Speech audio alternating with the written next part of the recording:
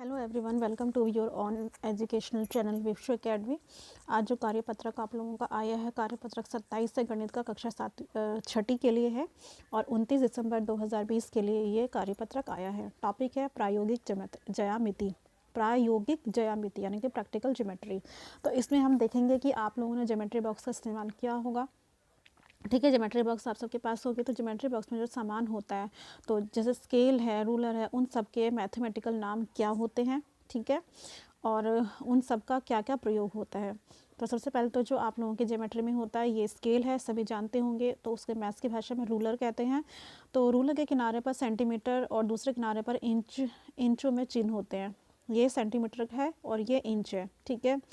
और रूलर का प्रयोग हम रेखाखंड खींचने और उसकी लंबाई मापने में करते हैं, यानी कि रूलर का इस्तेमाल लाइन खींचने में और उस लाइन की लंबाई को नापने में करते हैं।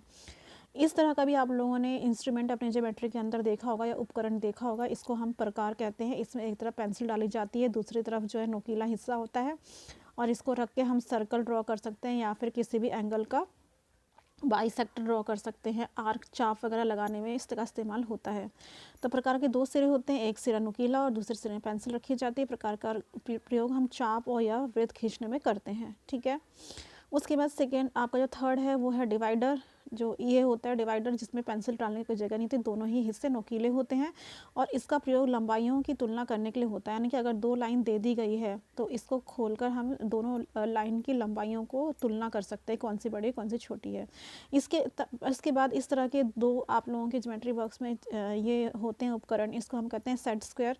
तो ये जो है त्रिभुजाकार यंत्र है, त्रिभुज के आकार के ये होते हैं और इनसे जो है लंब रेखाएं और समांतर रेखाओं खींचने में प्रयोग होता है। लंब रेखा इस तरह से होता है जिसमें 90 डिग्री का एंगल बनता है और समांतर रेखा ऐसी होती है एक दूसरे के सामने सामने, जो कभी भी चाहे जितनी मर्जी लंबी कर लो ये आपस में नहीं मिलेंगी, काटेंगी नहीं। तो इस तरह की रेखाओं को हम कहते हैं समांतर रेखाएं, ठीक है।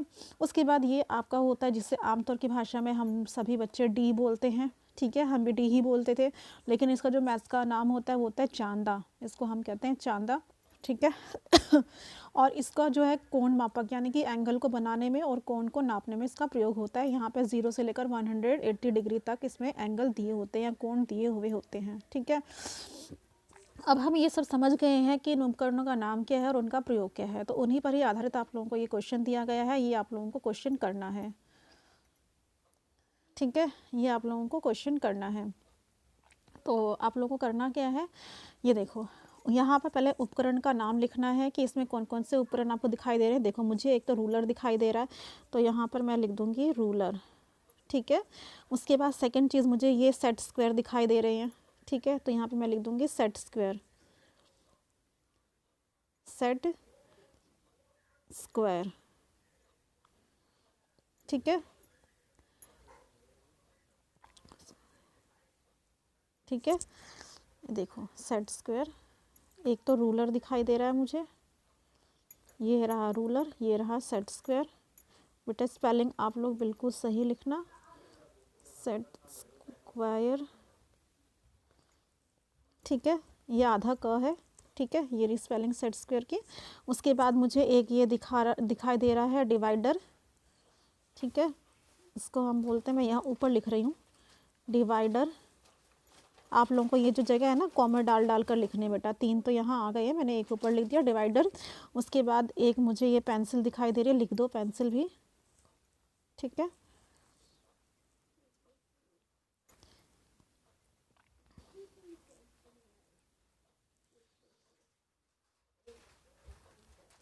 ये पेंसिल नहीं है, ये आपका जो है प्रकार है, प्रकार, ठीक है।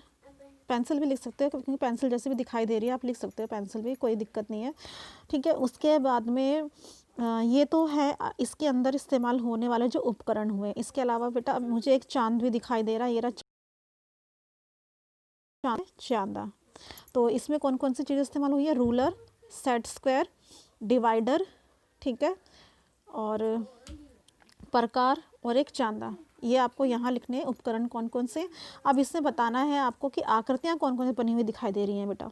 आकृतियों में देखो, एक तो देखो सबसे पहले अगर मैं ऊपर ये छोटी छोटी सी आकृति बात करूँ तो ये तो मुझे दिखाई दे रही हैं आयत जैसी। तो ये तो है आयत, ठीक है।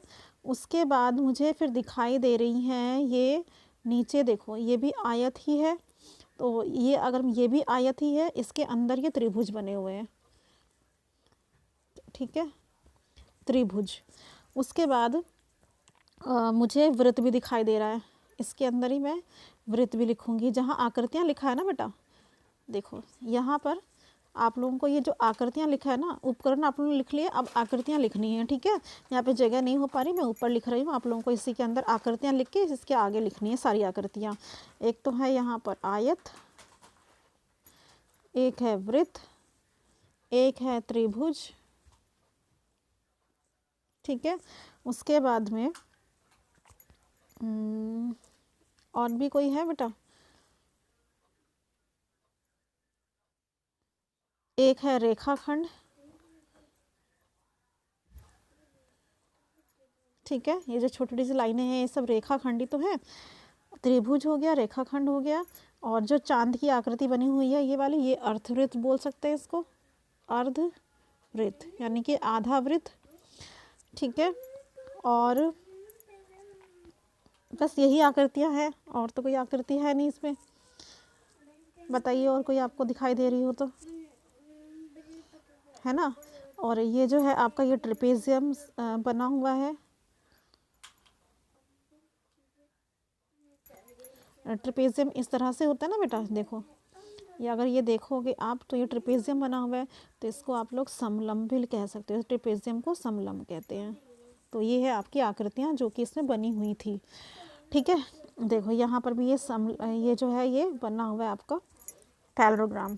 तो पैरेललोग्राम को क्या बोलते हैं, ये आपका ट्रेपेजियम तो हो गया समलंब, और आप लोग इसको लिख देना, ये है समांतर चतुर्भुज, समांतर चतुर्भुज, ठीक है।